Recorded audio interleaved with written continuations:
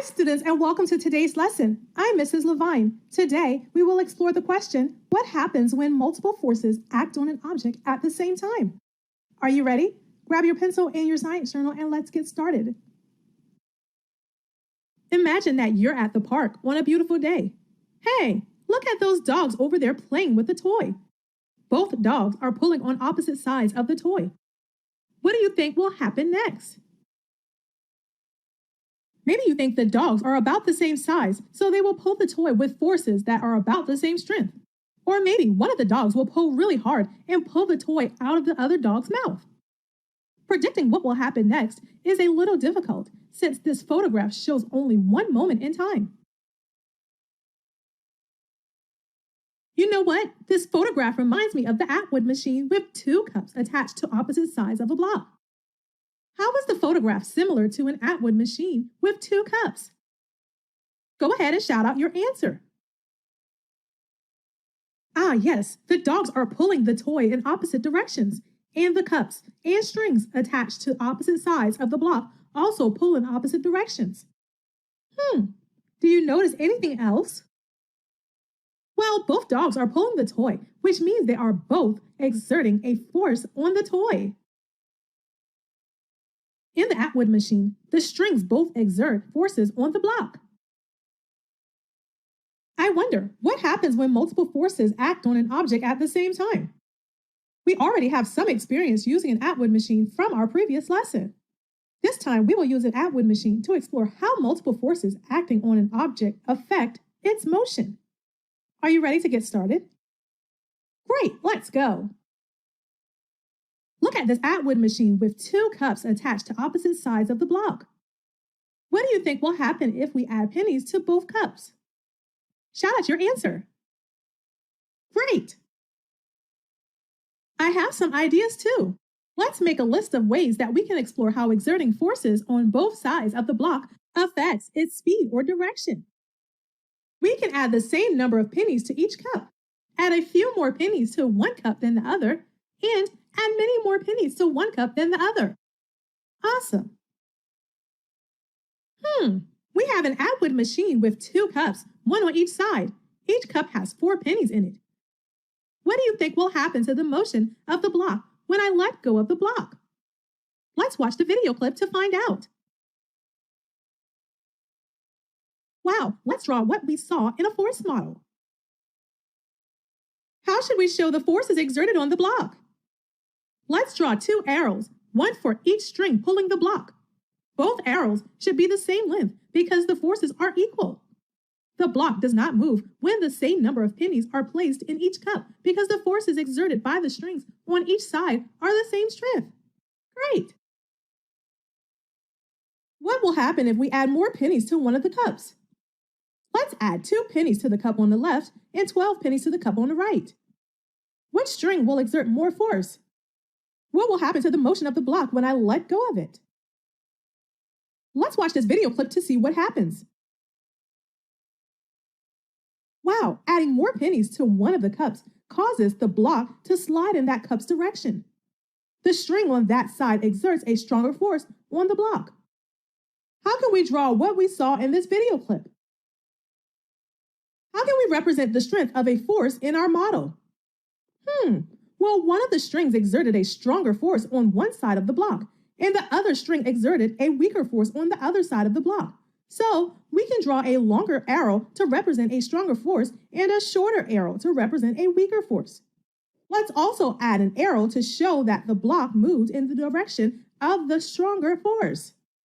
Adding more pennies to one of the cups causes the block to slide in that cup's direction because the string on that side exerts a stronger force on the block. I wonder, what can we do to change the motion of the block once it has already started moving? Perhaps you said we can make it go faster by adding more pennies to the cup that is pulling it.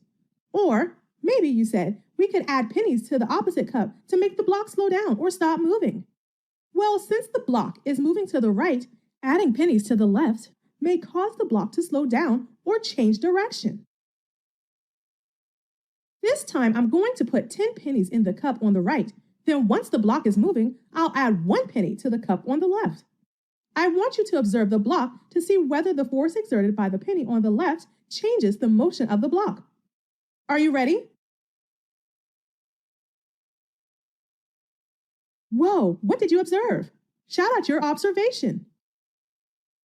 Let's add our observations to the table. The block slows down but keeps moving to the right.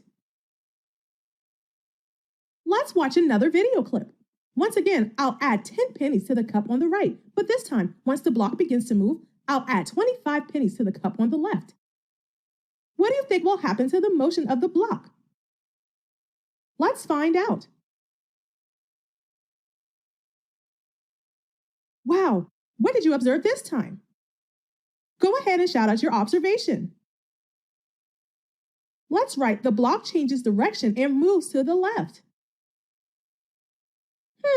What do you notice about our observations? In a few moments, we're going to use these observations to make a claim about what causes an object's motion to change. Based on what you have learned so far, how do forces affect motion? Shout out your answer. Great! We learned a force can cause an object to start moving. A force can stop an object that is moving. Exerting a force on an object can change the object's speed or direction.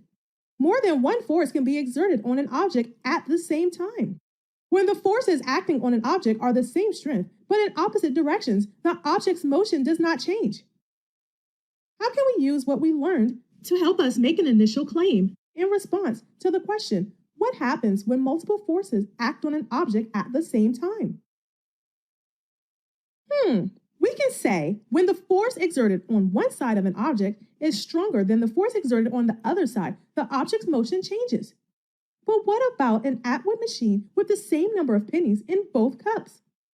Can an object at rest have forces acting on it? Yes, we added the same number of pennies to both cups, so the strings pulled both sides of the block, but the block did not move. How can we use this information to update our initial class claim? Well, we can add when the forces exerted on both sides of an object are equal in strength, the object's motion does not change. Great! At the end of this lesson, one of your tasks will be to record the class claim in your science journal. We did a great job developing our class claim, but I think we need more evidence to fully support it. I think we need to look at other examples of forces changing the motion of an object. Or maybe we need to look at different ways to exert a force, such as pushing an object. Can you think of any other ways to gather evidence to support our claim? Hey, remember the dogs playing tug of war in the park? Your second task will be to make a prediction. What will happen next with the dog toy?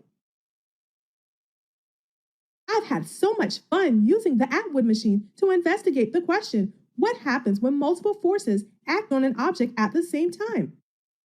I can't wait to continue investigating this question in our next lesson. Let's review your tasks for today. First, record the class claim. Second, answer the question about the dog toy.